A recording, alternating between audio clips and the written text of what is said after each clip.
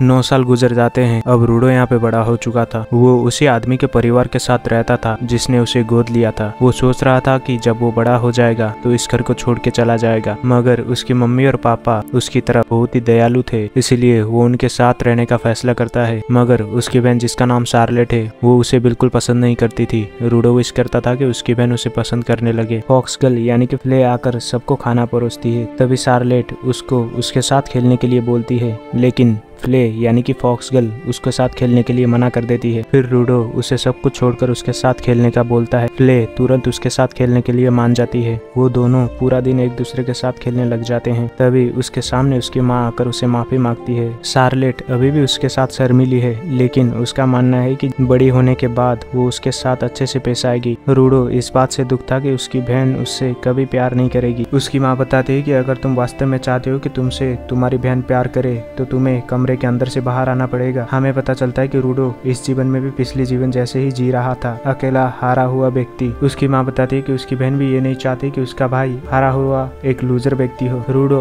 अपने कमरे के अंदर आके सोचता है कि मुझे इन सब से दूर चले जाना चाहिए, मगर वो सोचता है कि इस परिवार को छोड़ के भागना नहीं चाहिए। वो ये बात अपने क्लोन को पूछता है। हमें पता चलता है कि उसने इस क्लोन को बनाने में 9 साल लगाए हैं, मगर वो क्लोन ना ही बोल सकता था और ना ही चल सकता था। तभी उसके पापा दरवाजे को नॉक करके उसको ग्राउंड में आने के लिए बोलते हैं। हम ग्राउंड का सीन देखते हैं। उसके पापा बोलते हैं कि उससे आज से तलवार सिखाने वाला हूँ, मगर तुम किसी और में दिलचस्पी हो तो मुझे बता सकते हो। फिर वो ये बताना चाहता था कि वो कमरे के अंदर बंद नहीं रहना चाहता, वो खुद एडवेंचर करना चाहता था, मगर वो ये नहीं बोलता। वो बैरियर मैजिक सीखना चाहता हूँ बोलता है। उसके पापा खुश थे कि वो कुछ तो सीखना चाहता है, मगर उसके पापा अपने से दूर भेजना नहीं चाहते थे। उसके पापा उसकी ओर लकड़ी का तलवार फेंक के लड़ने के लिए बोलते हैं। रूडो को पता था कि उसके पापा एक बहादुर सिपाही हैं, इसीलिए वो उनसे लड़ने के लिए अपने पावर को बैरियर मैजिक से बूस्ट करके उनके ऊपर हमला करता है। मगर उसके पापा साइड में चले जाते हैं और वहाँ पे पूरा गड्ढा बन जाता है। फिर उसके पापा उसके रिफ्लेक्स चेक करने के लिए बोलते हैं। फिर वो अपनी पूरी ताकत से उसके ऊपर हमला करते हैं, मगर रूडो उस स्ट्राइक को डॉज कर लेता है। फिर उसके पापा हैरान होकर बोलते हैं कि